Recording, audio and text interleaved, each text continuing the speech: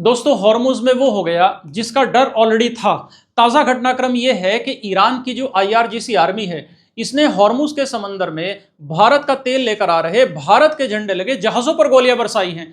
और आप देखिए कि जिस हॉर्मुज स्ट्रेट को ईरान ने शुरुआत में ये मानकर बंद किया था कि इससे अमेरिका पर दबाव पड़ेगा, लेकिन बाद में जब 14 दिन का युद्ध विराम हुआ ईरान और अमेरिका के बीच में, तो उस हॉर्मुज को गुडविल जेस्चर दिखाते हुए ईरान ने सबके लिए ओपन कर दिया था। लेकिन अमेरिका ने नाकेबंदी का ऐलान किया हुआ है हॉर्मुज स्ट्रेट का, और ओमान की खाड़ी के पास अपने बड़े बड़े वॉरशिप लेकर अमेरिका खड़ा है और वहां से किसी भी शिप को गुजरने नहीं दे रहा अमेरिका।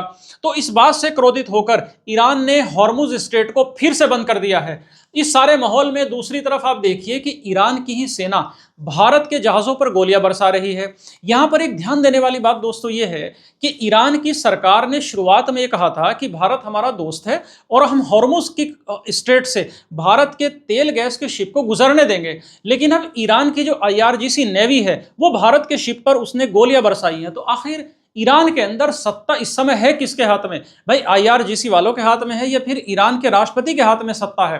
कहीं ईरान की सत्ता के केंद्र में कहीं कोई बड़ा गृह युद्ध, कहीं कोई बड़ी दरार, कोई बड़ा टकराव के संकेत तो नहीं मिल रहे हैं। और इस सारे माहौल में डोनाल्ड ट्रंप की फेवरेट पाकिस्तानी आर्मी इस समय कौन सा खेला करती हुई नजर आ रही है? साथियों ऐसा लग रहा था कि ईरान अमेरिका शांति वार्ता शायद दोबारा शुरू हो जाएगी इस्लामाबाद में, और जब दोबारा शुरू होगी तो शायद कामयाब भी हो जाएगी। लेकिन अब भारत के जहाज़ों पर ये जो गोलीबारी हुई है ना, इससे कहीं ना कहीं ऐसा संकेत मिल रहा है, ऐसा अंदेशा लग रहा है कि कोई भयंकर तबाही फिर से आ सकती है, फिर से खून खराबा हो सकता है।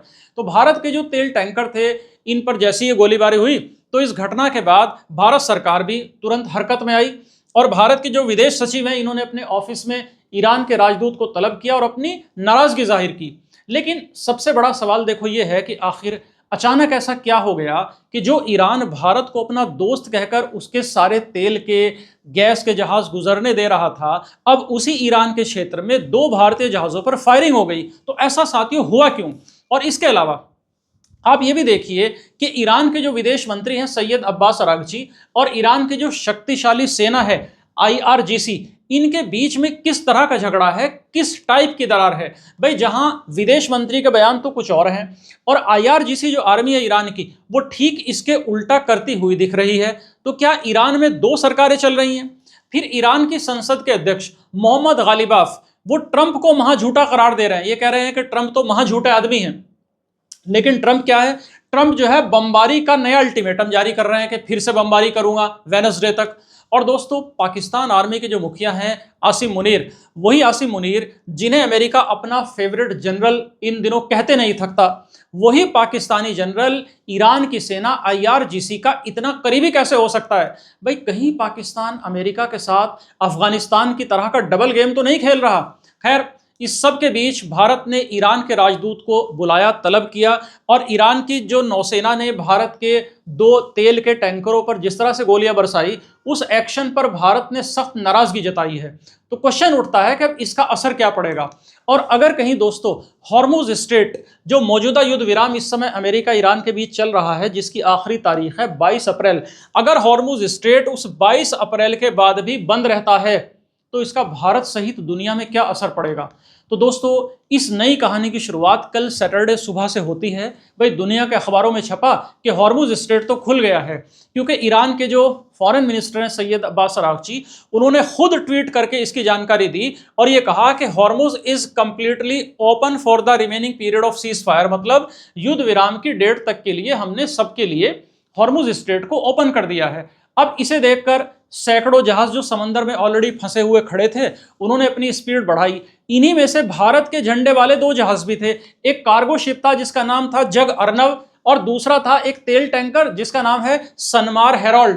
तो ये 2 नाम के जो शिप थे ये दोनों इराक से कच्चा तेल भरकर भारत में ला रहे थे। लेकिन जैसे ही ये जहाज हॉर्मुज के पास पहुंचे तो इनके जो रेडियो सिग्नल होते हैं उनके अंदर एक वार्निंग आई, और जैसी ये चेतावनी आई उस चेतावनी के बाद अचानक फायरिंग शुरू हो गई इनके ऊपर।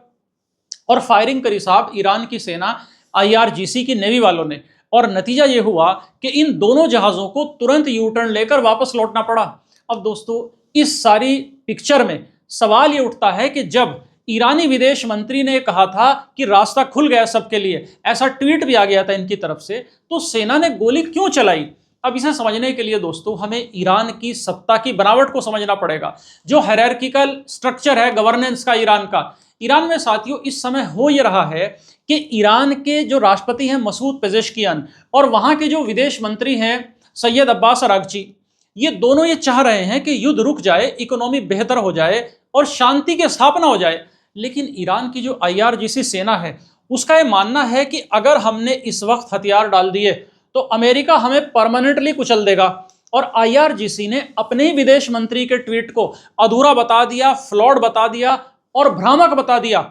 मतलब अपनी ही सेना अपने ही विदेश मंत्री के ट्वीट को भ्रामक बता रही है, अधूरा बता रही है। तो IRGC ने दोस्तों यह भी साफ कर दिया कि हॉर्मुज स्ट्रेट उनके कंट्रोल में है, मतलब IRGC वालों के कंट्रोल में है, और जो भी जहाज यहां से गुजरेगा उसे हमारी परमिशन लेनी ही पड़ेगी, हमारे बताए हुए रास्ते से ही गुजरना पड़ेगा, और जो ऐसा नहीं करेगा उस पर गोली चलेगी, जैसा आप देखो कि भारतीय जहाजों के साथ हो गया।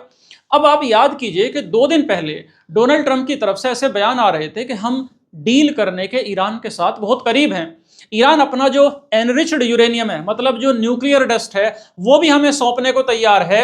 इस तरह के दावे मारते हुए नजर आ रहे थे ट्रंप साहब, और ये कह रहे थे कि हॉर्मुज स्ट्रेट भी खुल गया है। लेकिन कुछ ही घंटों बाद ईरान की संसद के अध्यक्ष मोहम्मद बागर गालिबफ साहब के बारे में बात जान लीजिए कि ईरान की संसद के जो मौजूदा मुखिया है ना बागर गालिबफ, जो इस्लामाबाद में भी ईरान की तरफ से अमेरिका के साथ मुख्य वार्ताकार थे, ये पूर्व IRGC कमांडर भी रहे हैं। जी हाँ, ये IRGC सेना कमांडर रह चुके हैं। इन्होंने एक्स पर ट्रंप को धोखेबाज करार दे दिया गालिबाफ ने, और कह दिया कि ट्रंप तो झूठे आदमी हैं, और ट्रंप ने तो 1 घंटे में 7 झूठ बोले हैं। इस तरह के इन्होंने ट्रंप के ऊपर आरोप जड़े। गालिबाफ ने 3 बातें बोली। इन्होंने पहली बात तो ये कही कि जो ट्रंप हमें ये कह रहे हैं कि ईरान यूरेनियम डस्ट सौंपने को तैयार हो गया है, मतलब ईरान यूरेनियम सौंपने को तैयार हो गया अमेरिका को, उन्होंने कहा कि इस यूरेनियम सौंपने की कोई बात ही नहीं हुई है। ये इन्होंने रेफ्यूट किया ट्रंप के क्लेम को, नकारा ट्रंप के क्लेम को। दूसरा, इन्होंने कहा कि अगर अमेरिका के नौसैनिक नाकेबंदी जारी रहती है तो हम हमेशा परमानेंट के लिए बंद कर देंगे, और इन्होंने कर दिया। और इन्होंने ये धमकी भरे लहजे में कहा कि हॉर्मुज के रास्ते के नियम धरती पर तय होंगे, सोशल मीडिया पर नहीं।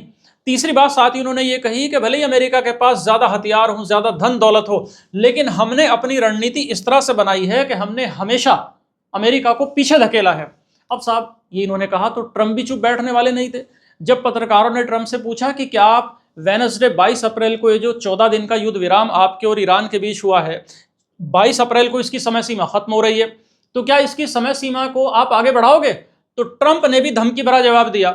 इन्होंने कहा कि शायद मैं इसे आगे नहीं बढ़ाऊंगा, नाकेबंदी जारी रखूंगा, और अगर वेडनेसडे तक 22 अप्रैल तक कोई डील नहीं हुई तो मैं फिर से बम गिराना शुरू कर दूंगा, फिर से खून बहाऊंगा। इतना धमकाते हुए इन्होंने बात कही। मतलब आप समझिए कि कूटनीति के इस खेल में अब टाइमर सेट है भाई। वेडनेसडे 22 अप्रैल तक, जब तक ये सीज फायर की डेट है दोस्तों, या तो डील होगी 22 अप्रैल तक, या फिर दुनिया के सबसे जो व्यस्त तेल मार्ग है हॉर्मुज, इस पर मिसाइलें बरसेंगी, इस पर खून खराबा होगा। और दोस्तों आप याद करिए कि प्रेसिडेंट ट्रंप पाकिस्तान के army chief general Asim Munir को कई बार अपना फेवरेट फील्ड मार्शल कह चुके हैं, अपना फेवरेट जनरल कह चुके हैं, और ये कहते भी सुने गए कि मैं डील साइन करने खुद इस्लामाबाद जा सकता हूं।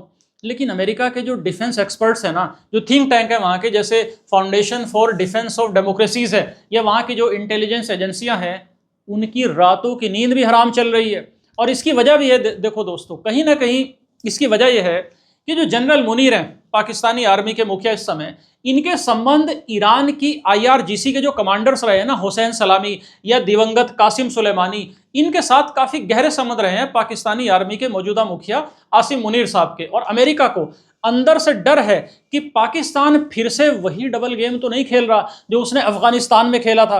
भाई अमेरिका से डॉलर लिए, और उसी दौलत से पाकिस्तान ने तालिबान को पर्दे के पीछे से सपोर्ट भी किया था। तो अब अमेरिका को शक हो रहा है कि पाकिस्तान एक तरफ तो ट्रंप का फेवरेट बनकर अमेरिकी मदद और IMF का बेल आउट पैकेज चाह रहा है, और दूसरी तरफ वही पाकिस्तान ईरान की IRGC के साथ मिलकर अमेरिका के ही खिलाफ शायद कोई रणनीतिक जाल तो नहीं बुन रहा। और एक्सपर्ट्स ये चेतावनी दे रहे हैं कि आसिम मुनीर का ईरान में इतना गहरा एक्सेस होना अमेरिका के लिए एक रेड फ्लैग है। रेड फ्लैग मतलब कहीं ना कहीं अमेरिका के लिए एक खतरे की घंटी है। अब जैसे ही देखो भारत के झंडे लगे 2 जहाजों पर फायरिंग की खबरें आई, भारत का विदेश मंत्रालय भी तुरंत हरकत में आया, एक्टिव हुआ।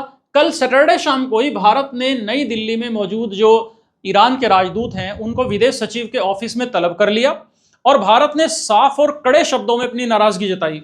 भारत ने ईरान को याद दिलाया कि हमारे लिए व्यापारिक जहाज़ों और हमारे नाविकों की सुरक्षा सबसे अहम है। आपने पहले भी हमारे जहाज़ों को सुरक्षित निकालने में मदद की थी, ईरान को ये याद दिलाया। और हम आपसे ये उम्मीद करते हैं कि आप अपनी सेना को ये समझाएंगे कि भारत की तरफ जितने भी आने वाले जहाज़ हैं उनको तुरंत और सुरक्षित मार्ग दिया जाए। इसके जवाब में साथियों ईरान के राजदूत ने इस संदेश को तेहरान पहुंचाने का आश्वासन दिया और ईरान के जो सुप्रीम लीडर हैं मौजूदा, उनके प्रतिनिधि ने भी भारत में कहा कि हम युद्ध नहीं चाहते, भारत ईरान के रिश्ते काफी मजबूत हैं। अब दोस्तों हम सब जानते ही हैं कि भारत अपनी जरूरत का 85% तेल इंपोर्ट करता है और उसमें भी 90% गैस और तेल इसी हॉर्मुज के रास्ते से गुजरता है, यहीं से आता है। तो जब कल ये हॉर्मुज खुलने की पहले बात आई तो कच्चा तेल एकदम से $119 से गिरकर $87 पर आ गया था। लेकिन अब जब IRGC ने जहाजों पर ये गोलियां चलाई हैं, जिसमें भारत के टैंकरों पर भी गोलियां चली हैं और ट्रंप ने बमबारी की धमकी दी है, तो मंडे कल 20 अप्रैल को बाजार खुलते ही कच्चे तेल के दाम का फिर से रॉकेट की तरह ऊपर जाना साथियों बिल्कुल कंफर्म है। रेट फिर ऊपर चढ़ेंगे और अगर दोस्तों कच्चा तेल फिर से $120 पर बैरल के आसपास गया ना, तो भारत में पेट्रोल डीजल के दाम फिर बढ़ेंगे, जिसके नतीजे में महंगाई बढ़ेगी और फिर आम आदमी का बजट बिगड़ेगा ही बिगड़ेगा। तो दोस्तों एक बार फिर हम इतिहास के खतरनाक मोड़ पर आ खड़े हुए हैं। भाई युद्ध विराम की लास्ट डेट 22 अप्रैल यानी वेडनेसडे अब सिर्फ 3 दिन दूर है। एक तरफ ईरान की IRGC आर्मी है जो किसी भी कीमत पर अमेरिका के सामने घुटने टेकने को तैयार नहीं है, झुकने को तैयार नहीं अमेरिका के सामने।